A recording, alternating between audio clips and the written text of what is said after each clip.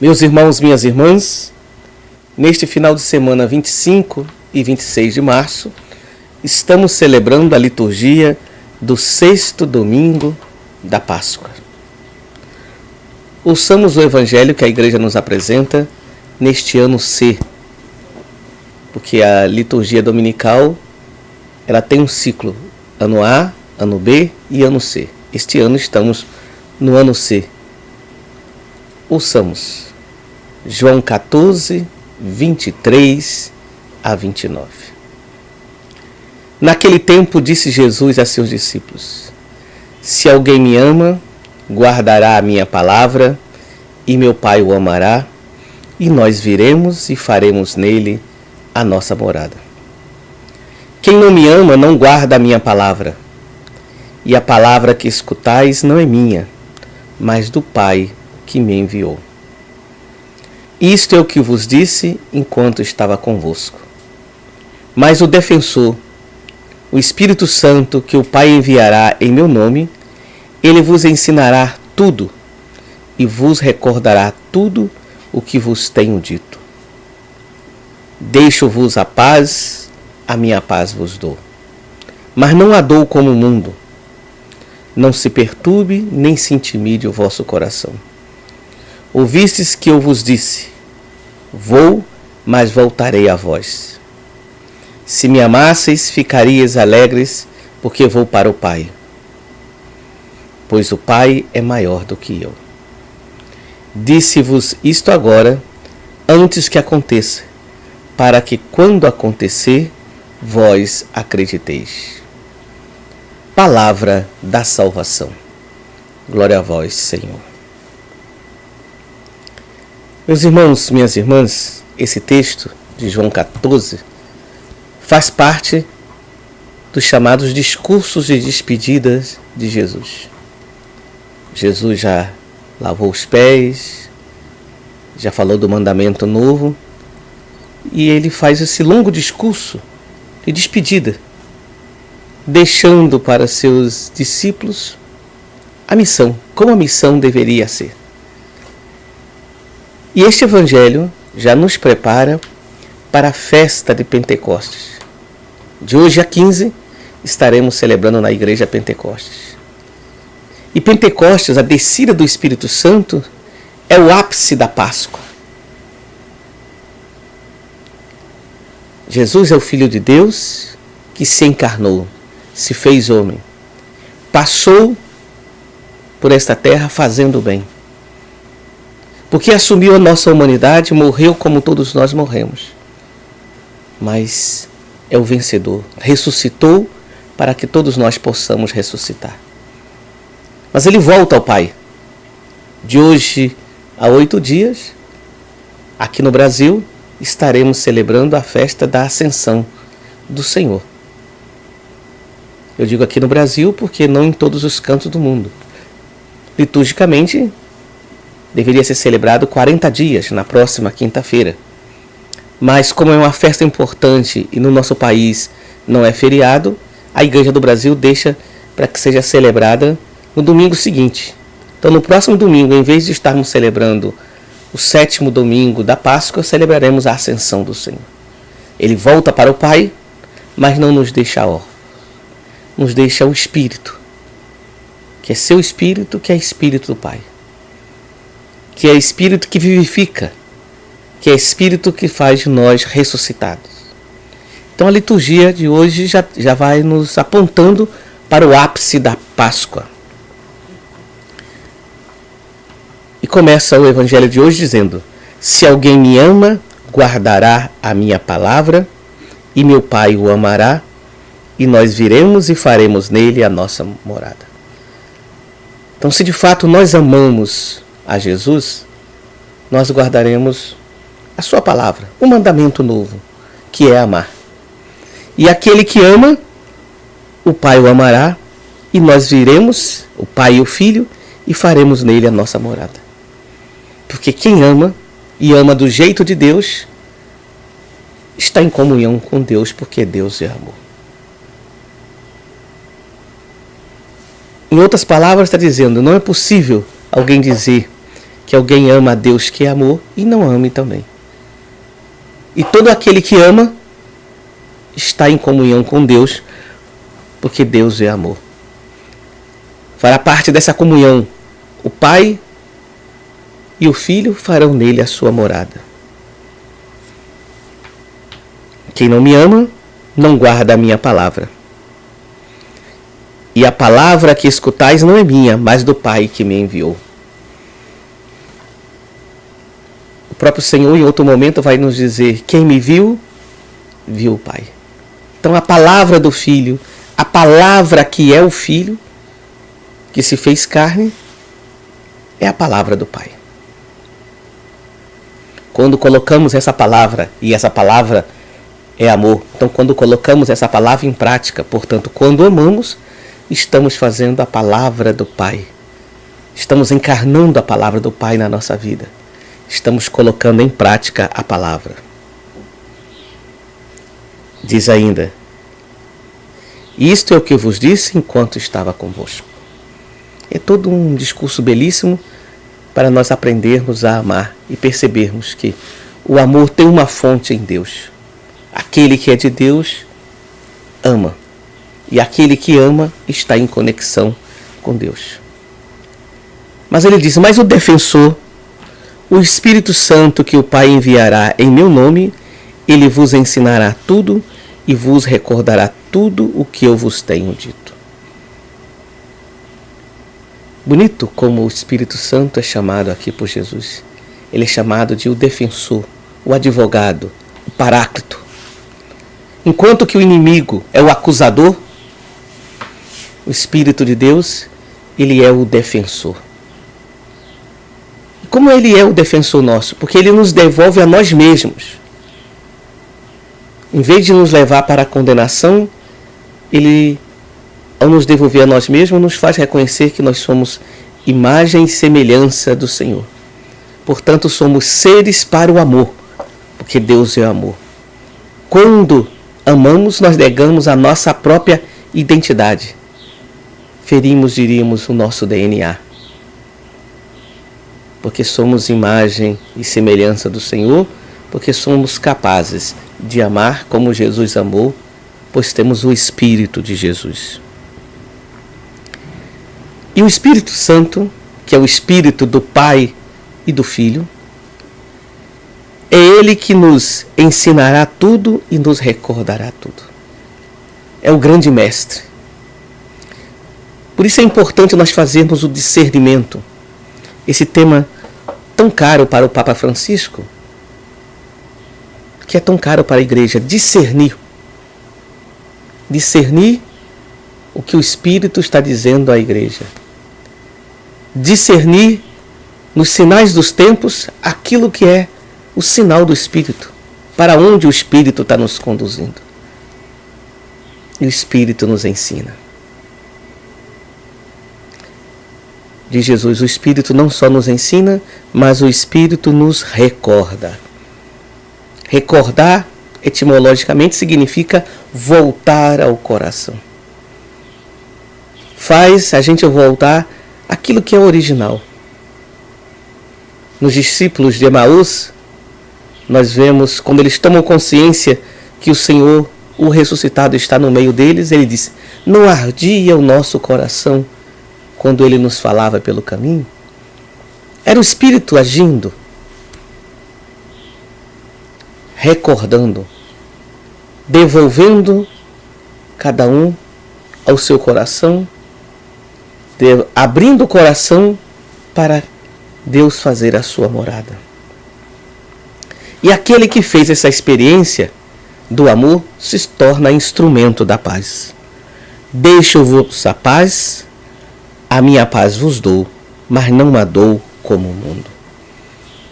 Para nós cristãos, a paz é uma pessoa, é Jesus o ressuscitado. Por isso só vale a paz que for do jeito do ressuscitado. A paz que for no espírito do ressuscitado. Quantas e quantas vezes somos tentados a buscar a paz num mundo marcado por tanta violência, E não só agora, mas olhando para a história do mundo, queremos garantir a paz pela guerra. Essa paz não tem futuro. Não é paz. É uma paz de cemitério. Às vezes dizemos que as coisas estão em paz porque há uma opressão tão grande que aquela pessoa que está oprimida não pode dizer nada. Mas na hora que essa opressão diminuir, e nunca vai existir uma opressão eterna, na hora que fluem as estruturas opressivas, o clamor vem à tona. Diferente daquela paz que é construída no Espírito de Jesus. E Jesus tem um jeito próprio de construir a paz. É uma paz inquieta, com certeza. É uma paz que nos provoca. Tem uma espada a sua paz, mas não é a paz, não é a espada da violência. Ele vence o mal pelo bem. Vence o ódio pelo amor. Vence a guerra com um jeito novo de vivermos. Esta é a paz. Por isso temos que ter consciência quando rezamos pela paz, que paz nós estamos pedindo. E se de fato nós queremos ser instrumentos do ressuscitado. É constitutivo nosso, da experiência cristã, sermos arautos da paz. Sermos instrumentos da paz. Mas para sermos instrumentos da paz de Jesus, tem que ser no Espírito de Jesus, movido pelo seu Espírito, do seu jeito. Por isso, nos consola o Senhor dizendo: não se perturbe, nem se intimide o vosso coração. Ouviste o que eu vos disse, vou, mas voltarei a vós. Ele não nos deixa órfãos. O Filho vai, mas nos envia o Espírito, e um dia ele virá de uma outra forma na parousia, na segunda vinda. Se me amasseis, ficarias alegres, porque vou para o Pai, pois o Pai é maior do que eu. Ele vai para o Pai e nos prepara o caminho para o Pai. Ele nos mostra o caminho para o Pai. E junto com ele, nós veremos domingo que vem, também nós somos elevados. Disse-vos isto agora, antes que aconteça, para que quando acontecer, vós acrediteis. Portanto, irmãos e irmãs, olhando para esse contexto tão complexo que nós vivemos na história, o Senhor nos diz: não se perturbe o coração. Ele nos deixou a paz. Ele é a nossa paz. Mas é preciso que nós acreditemos na paz e sejamos instrumentos dessa paz, portanto, sejamos instrumentos do seu amor. Sejamos capazes de manter esse amor para com Deus, construindo uma relação de filiação. Sejamos capazes de, no Espírito de Jesus, manter essa relação com os irmãos, mantendo um espírito de fraternidade. Sejamos capazes de, no Espírito de Jesus, mantermos essa relação com o mundo todo, reconhecendo que somos responsáveis para cuidar de toda a terra, dessa nossa casa comum, que é um presente que Deus nos deu. E quando a gente recebe um presente de alguém que a gente ama, a gente cuida, a gente zela.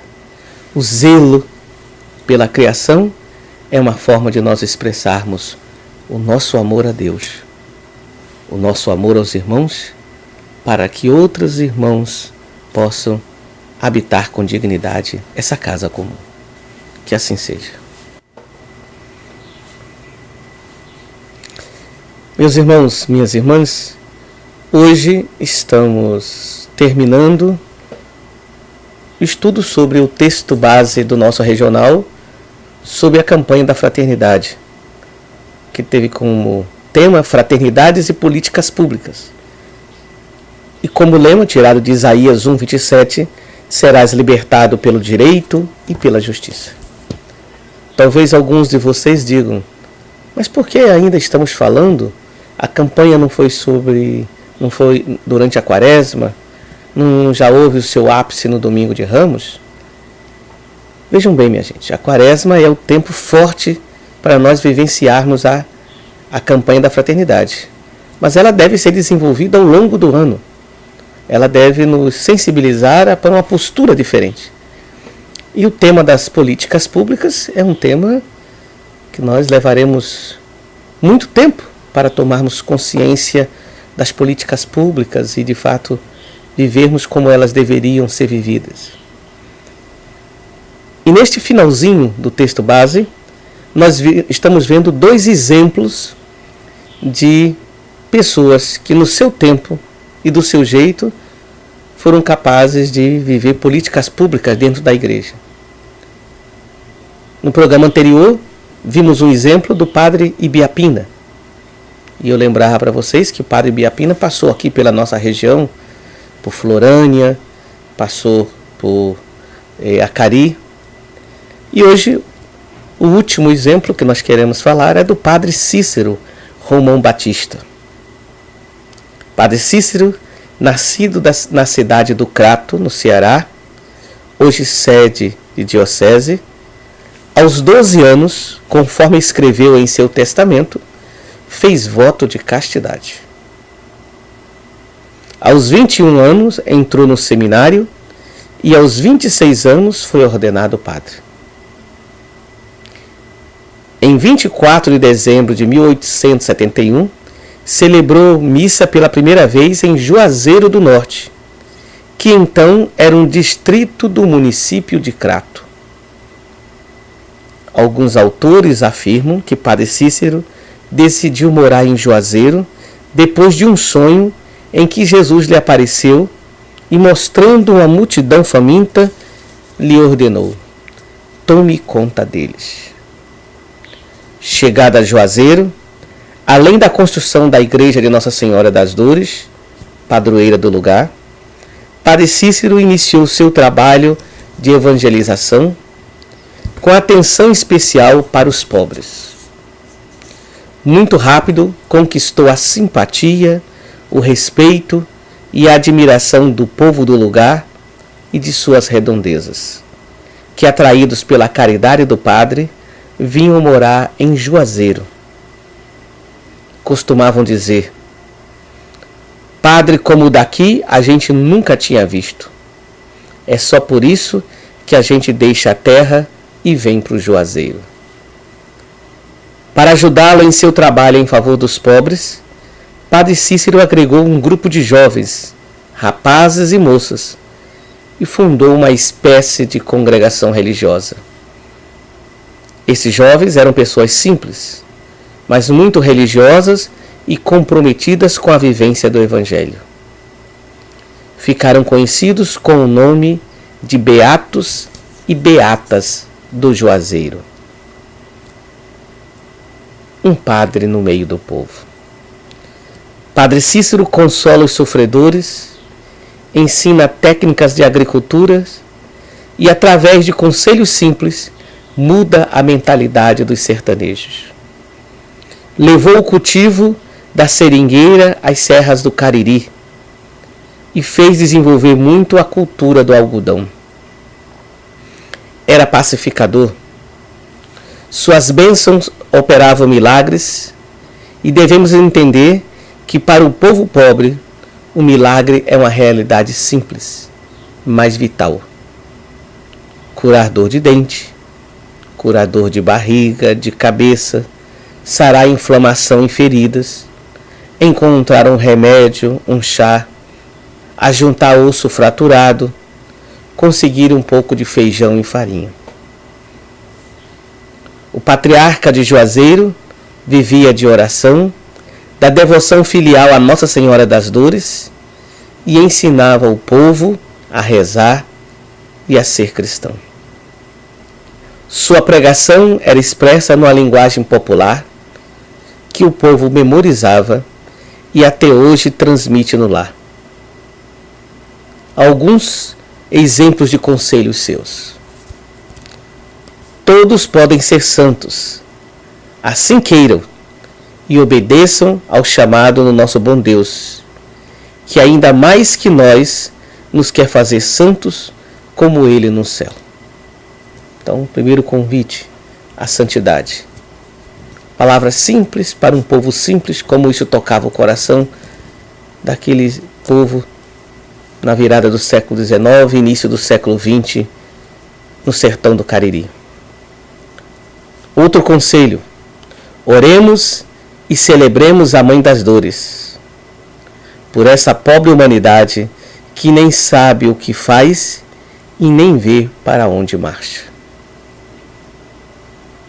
Outro: Deus nunca deixou trabalho sem recompensa, nem lágrimas sem consolação.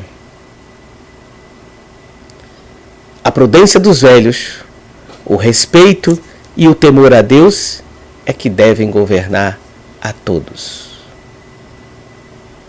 Estamos nas mãos de nosso Senhor, Ele se compadece de nós. Dê o primeiro passo e o resto o nosso bom Deus fará. Trabalhe como se nunca fosse morrer. Reze como se fosse morrer hoje. A gratidão, com certeza, é uma virtude no céu. Também Padre Cícero ficou muito conhecido pelos seus populares e consoladores mandamentos. Primeiro mandamento: quem bebeu, não beba mais. Segundo: quem matou, não mate mais. Terceiro: quem desonrou, não desonre mais. Quarto: quem mentiu, não minta mais. Quinto: quem levantou falso, não levante mais. Sexto: quem roubou, não roube mais. Sétimo: quem preguiçou, não preguice mais. Por longos anos o povo esperou que a igreja se reconciliasse com Padre Cícero Romão Batista. Dom Fernando Panico, então bispo do Crato, hoje bispo emérito residente em João Pessoa, na Paraíba, assumiu esta obra de reabilitação em 2006 e, para a alegria de todos, no dia 13 de dezembro de 2015, anunciou a reconciliação. O Papa Francisco, iluminado pela graça e conhecedor da fé dos pobres, reconheceu, abre aspas, é inegável que o Padre Cícero Romão Batista, no arco de sua existência, viveu uma fé simples, em sintonia com seu povo, e por isso mesmo, desde o início, foi compreendido e amado por este mesmo povo.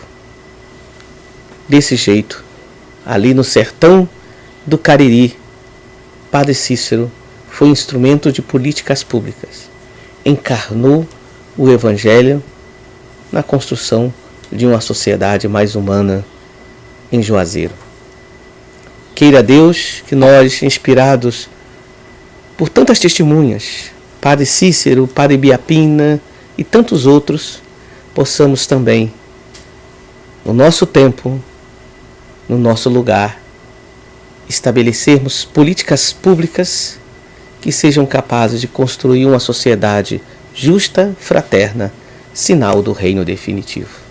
E assim, de fato, sejamos capazes de vivenciar o que Isaías já nos anunciou.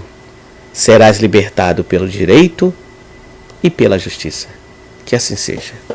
Meus irmãos, minhas irmãs, quero partilhar a minha agenda litúrgica com vocês. Então, neste final de semana 25 e 26, estarei pregando o retiro para os nossos diáconos permanentes.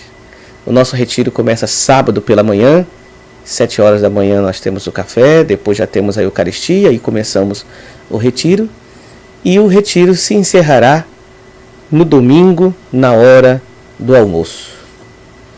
Domingo à tarde, dia 26, participarei da procissão e da missa de encerramento da festa de Santo Estevão, diácono. Na segunda-feira, dia 27, estarei viajando para Recife, porque na terça e na quarta teremos reunião na sede do regional da CNBB. Teremos a reunião da presidência da CNBB, a reunião do CEP, Comissão Episcopal de Pastoral, a presidência da CNBB regional, com os 12 bispos responsáveis pelas 12 comissões pastorais. E no dia seguinte, uma reunião desses mesmos bispos com os coordenadores de pastoral da nossa diocese. Então ficarei até quarta-feira. Na quarta-feira à tardinha embarcarei para Belo Horizonte, pois irei visitar os nossos estudantes de teologia que estão morando em Belo Horizonte, acompanhados pelo Padre Jerônimo. Ficarei lá com eles quinta e sexta, e no sábado pela manhã regressarei ao nosso Seridó, pois sábado, dia 1º à noite, presidirei a Eucaristia em Jardim do Seridó, ministrando o sacramento da Crisma. Essa é a minha programação com o nosso povo aqui do Seridó durante essa semana. Vamos terminar o nosso programa rezando pelos aniversariantes do nosso clero. Dia 28, aniversário natalício do diácono Airenilson Moreira da Nóbrega, moderador da Cúria, diácono da paróquia de Fátima, aqui em Caicó. Dia 30, aniversário natalício do diácono José II de Moraes, de Jucurutu, e do diácono Valdemir Soares da Silva, diácono da Catedral de Santana. E dia 1º, aniversário natalício do diácono José Azevedo da Nóbrega, o Zeca, também de Jucurutu. Meus irmãos, minhas irmãs, essa é a nossa programação para esta semana. Rezando por esses nossos aniversariantes, rezando por todo o povo de Deus, nesse tempo pascal, a caminho da festa de Pentecostes, rezemos a oração do 6º domingo da Páscoa. Deus Todo-Poderoso, dai-nos celebrar com fervor esses dias de júbilo em honra do Cristo ressuscitado, para que nossa vida corresponda sempre aos mistérios que recordamos. Por nosso Senhor Jesus Cristo, vosso Filho, nosso irmão, na unidade do Espírito Santo. Amém. E nesse último final de semana do mês de maio, mês de Maria, peçamos à perfeita discípula que ela nos ensine a ter uma vida segundo o Espírito de Deus, para sermos testemunhas do ressuscitado. Ave Maria, cheia de graças, o Senhor é convosco. Bendita sois vós entre as mulheres, bendito é o fruto de vosso ventre, Jesus. Santa Maria, Mãe de Deus, rogai por nós, pecadores, agora e na hora de nossa morte. Amém. O Senhor esteja sempre convosco, Ele está no meio de nós. Pela intercessão da Mãe de Deus, nossa Mãe, desça sobre todos vós a bênção do Deus de infinita misericórdia, Ele que é Pai, Filho e Espírito Santo. Amém. Um bom final de semana para todos e todas. Permaneçamos em paz e que a alegria do ressuscitado seja a nossa força. Amém.